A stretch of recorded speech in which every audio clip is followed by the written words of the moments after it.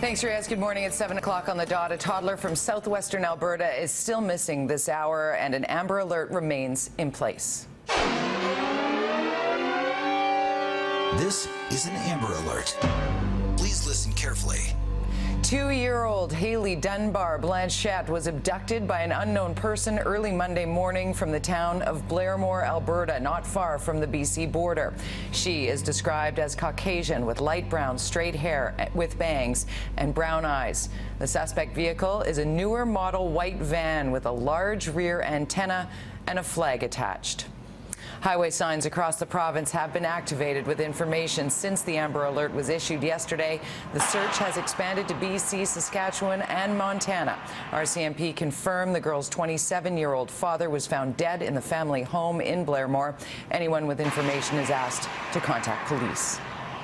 We are looking for a newer model white van in conjunction with this investigation. Which has a fairly large antenna on the back. Of course, any suspect or suspects seen inside that van should not be approached by the public. A man is recovering after falling from a bridge in East Vancouver overnight. It happened shortly after 2 o'clock near Nanaimo Street in Grandview. Rescue crews say it seems 2 young men were in their 20s who were walking on the bridge along Nanaimo. They looked down over the railing when one of them fell onto the rail tracks below. The fire truck's ladder had to be used as a crane to lift the victim back to street level. I'm not quite sure exactly if he fell all the way down to the ground or a portion of it. But yes, he originated on top here somewhere. It is about creating bystander awareness and improving safety at the University of British Columbia. A campaign is now underway on campus focusing on consent. Greg Harper joins us from UBC with the details. Greg? Good morning, Jody. Well, safety remains a top priority for the university. This school year is no different, but this campaign is. The focus here is on new students. And right now there are posters throughout campus and signage like this here on this walkway. The university is using emojis to connect with the younger generation, showing some of the myths surrounding consent. The university says the first 8 weeks of the school year are important because that is when students are most vulnerable to being sexually assaulted. There are 6 sexual assault cases that remain unsolved on campus. Well, consent is one of those things that's talked about a lot, but not often understood. And so we're trying to create an attention-grabbing way to get students to begin to understand that concept and to be able to identify and define what consent means. It's important now because incoming students are most vulnerable in the 8 weeks of school. There are also some free events that are taking place this month as this campaign continues, and they're designed too to further educate students. Jody?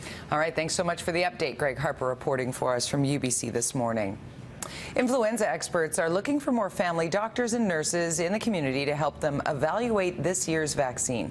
The BC Centre for Disease Control says last year's vaccine had the worst effectiveness in more than 10 years. As a result, BC recorded the highest number of care home outbreaks in more than a decade. Experts say data from their monitoring team is key to getting a better vaccine. This surveillance network has been important in sending a very strong signal to the WHO. You need to change that vaccine component, and they have. And so now we need to monitor to see if it's actually going to give improved protection. Recreation fees are going up in Vancouver. The Park Board has voted to raise rates by 2% for the second straight year. That means the cost of using services like pools, fitness centers, and sports fields has gone up.